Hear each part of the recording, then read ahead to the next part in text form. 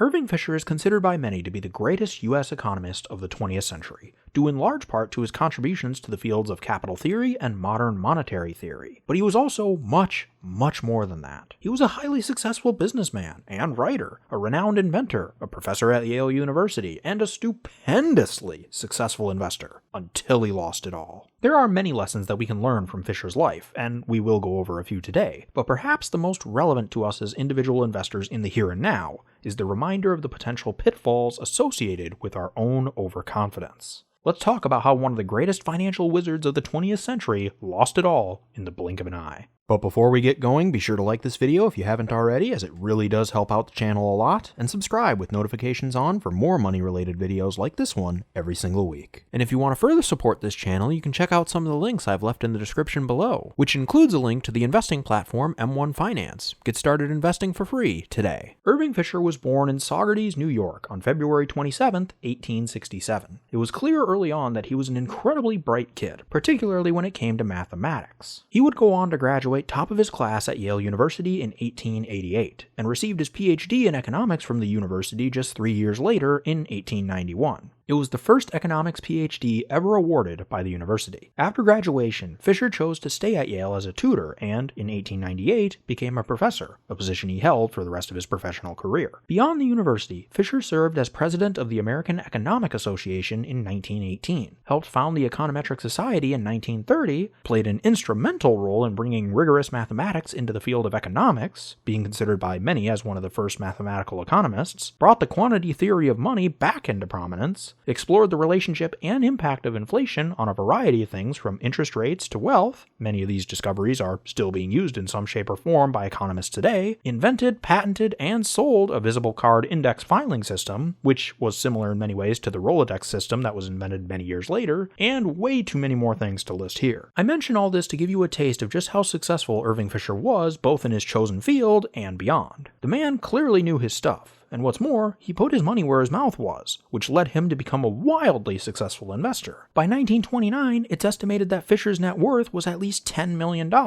which is the equivalent to over $162.5 million today. Unfortunately, that selfsame brilliance, and the conviction that came with it, would eventually lead to Fisher's financial downfall. Fisher, like many people during the Roaring '20s, had taken on significant amounts of leverage to enhance the gains they expected to make in the markets. And when you look at how things were going in the markets year after year after year, it's quite understandable. I mean, here's a look at the yearly total return of the S&P 500 during the 1920s. As you can see, with the exception of the first year or so, the markets were going up almost exclusively, and by no small amount at that. As a result of this incredible and nigh unprecedented amount of market momentum, there was an insane opportunity to make some serious cash if you levered up in those days. Not unlike if you levered up on tech stocks in the 1990s, or on stocks as a whole during the bull market of the 2010s. Or heck, even more recently, the meme stocks of the early 2020s. Many people thought the good times would never end, and that included Irving Fisher. At a dinner party with the Purchasing Agents Association at the Builders Exchange Club, Fisher, in response to comments made by one of his rivals and contemporaries, Roger Babson, claiming that sooner or later a crash is coming, and it may be terrific, made what would come to be his most famous prediction, that stocks had clearly reached what looks to be a permanently high plateau. The quote was published in the New York Times on October 16, 1929.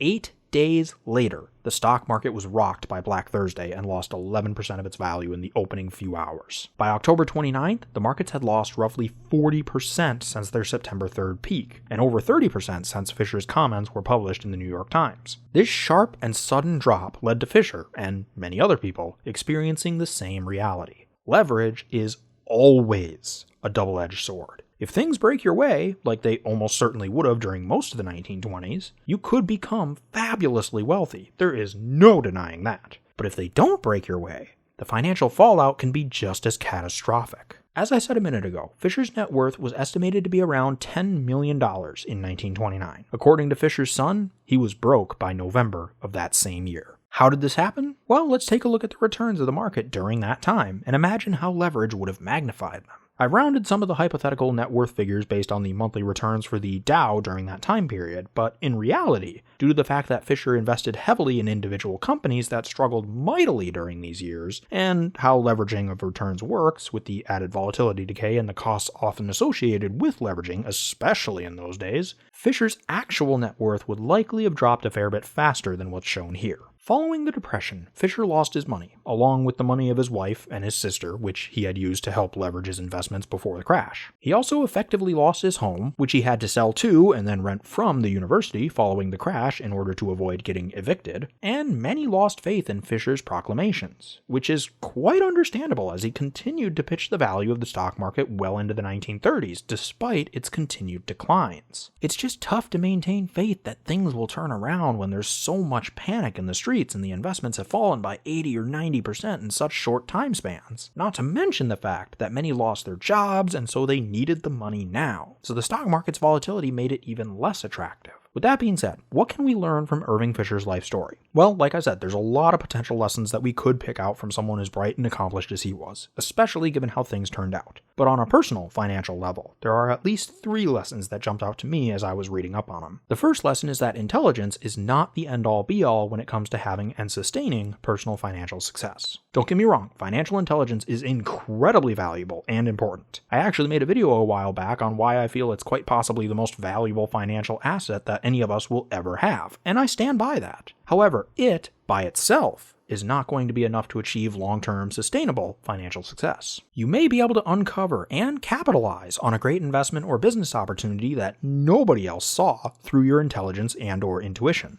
However, if that is not supplemented with at least reasonably consistent, financially beneficial behavior and choices, it can easily turn into a fleeting moment of financial success when all is said and done. The second lesson is the importance of knowing when enough is enough, so that we don't end up risking our financial security chasing things that don't really change our financial picture in a meaningful way. Because it's very easy, especially in the modern day with all the hype surrounding investments that appear to be riding a rocket to the moon, to get caught up in trying to maximize our short-term gains. And there's not necessarily anything wrong with that per se. I mean, who wouldn't want to see their investments get higher returns? But it's important to keep things in perspective.